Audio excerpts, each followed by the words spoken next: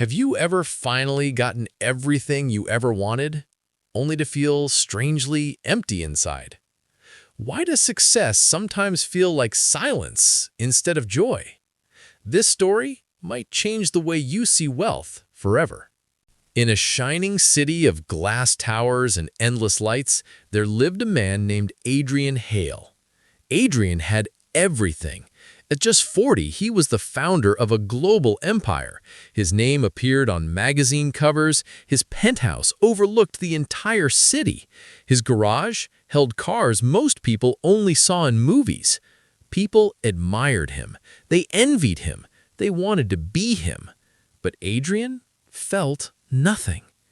Every morning, he woke up to automated curtains revealing a perfect sunrise. Every night, he fell asleep on silk sheets in a silent, spotless home. Yet something inside him was hollow. He tried to ignore it. He told himself, maybe I just need something new. So he bought more. A bigger house, a faster car, a private jet. For a moment, there was excitement. Then, silence again. It was like pouring water into a bottomless well. One evening, after a long day of meetings and applause, Adrian stood alone in his penthouse. The city glittered below him like a sea of stars. He whispered to himself, "Why does this feel so empty?" There was no answer, only the quiet hum of the world below. Days passed. Then, one afternoon, something unexpected happened. His car broke down. Not in a wealthy district, not near any of his buildings, but in a small, forgotten neighborhood on the edge of the city. Annoyed, Adrian stepped out of the car. He looked around, uncomfortable. This place felt different, real, unpolished.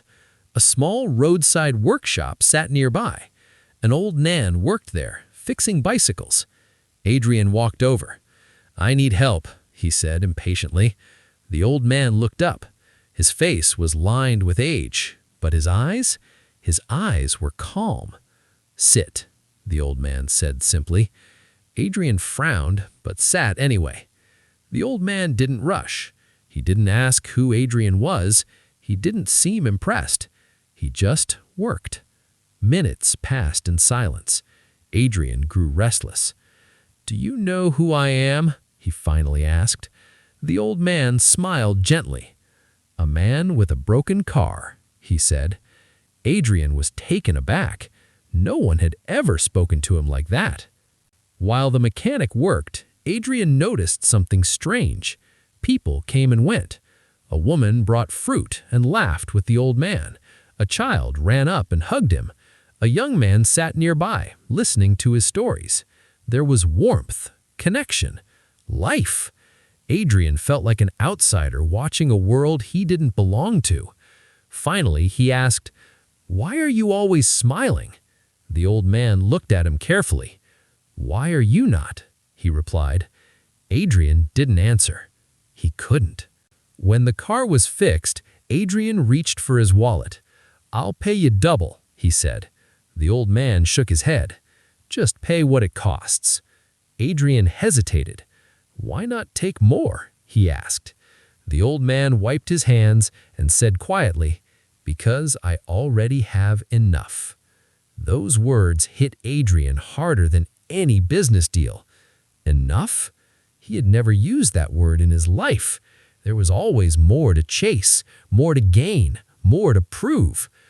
"Come back tomorrow," the old man added. "I'll show you something." Adrian almost laughed, but something inside him paused. For the first time in years, curiosity outweighed control. He said, "I'll come." The next day, Adrian returned. No suit, no driver, just himself. The old man handed him a simple task. "Help me fix this bicycle." Adrian stared at it. "I don't do this kind of work."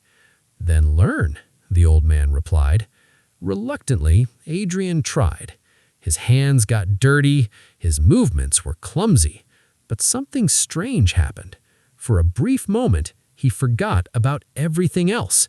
No deals, no numbers, no expectations, just the task in front of him. When they finished, the old man smiled. "How do you feel?" Adrian paused. "Good," he admitted. It surprised him. Days turned into weeks. Adrian kept coming back. Each day, the old man gave him something different. Fix a bicycle, share a meal, sit and listen, help someone without being paid. At first, Adrian resisted. This wasn't productive. It wasn't profitable. But slowly, something inside him began to shift. He started noticing things he had ignored for years. The way laughter sounded, the warmth of human connection, the quiet satisfaction of helping someone. One evening, they sat outside the shop as the sun set. The sky burned orange and gold. Adrian watched in silence. "I've seen sunsets from private islands," he said softly. "But this feels different." The old man nodded. "Because this time, you're actually here." One day, the old man handed Adrian a small, worn mirror. "Look," he said. Adrian glanced at it. At first, he saw his reflection, but something felt off.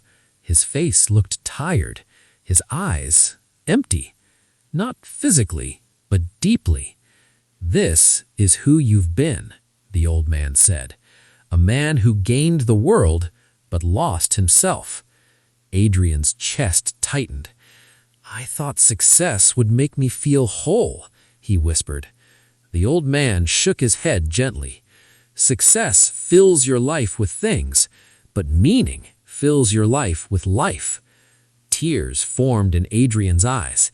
He hadn't cried in years. "I don't know how to fix this," he said. "You don't fix it. You live your way out of it." The next morning, the workshop was empty. The old man was gone. No note, no explanation.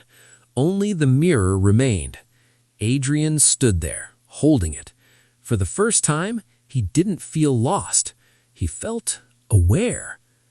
Adrian returned to his old life, but everything looked different. His penthouse felt cold.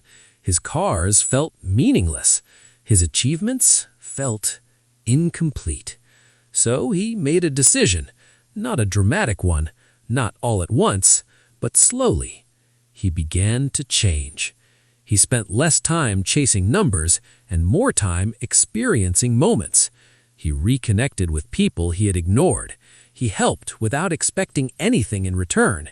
He traveled not for luxury, but for discovery. He listened more, he laughed more, he lived more. Years passed. Adrian still had wealth, but it no longer owned him. One day, someone asked him, "Are you still successful?" Adrian smiled. "I'm something better. I'm fulfilled." Here's the truth most people don't realize. Having everything doesn't mean having anything that matters. You can own the world and still feel empty inside, because emptiness doesn't come from lack of things.